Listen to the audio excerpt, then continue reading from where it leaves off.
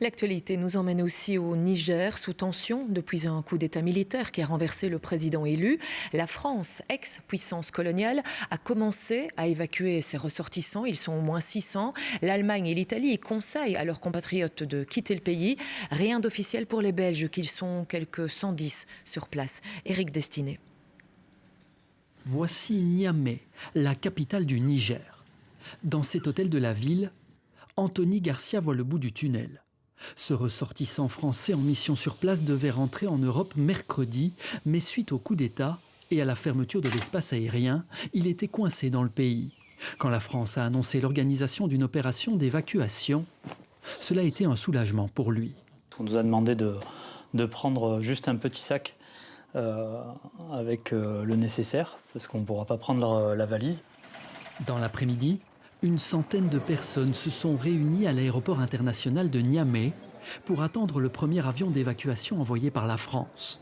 Tous les départs sont sur base volontaire. Ce week-end au Niger, l'ambassade de France a été attaquée suite à une manifestation pour dénoncer la présence française sur place.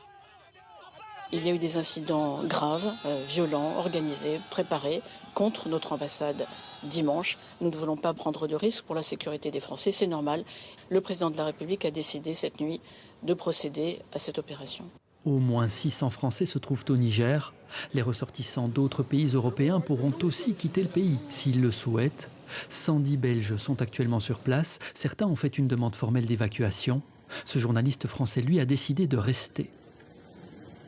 A priori, une évacuation se passe toujours dans des situations compliquées. La dernière évacuation française à l'étranger, c'était au Soudan en avril, sous les échanges de tirs dans la rue. Ici au Niger, c'est totalement différent de cela.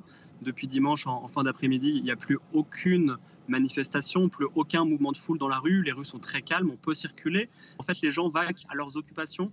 Il y a beaucoup d'attentisme par rapport à la situation. La France précise que l'évacuation des militaires français postés au Niger n'est-elle pas encore à l'ordre du jour.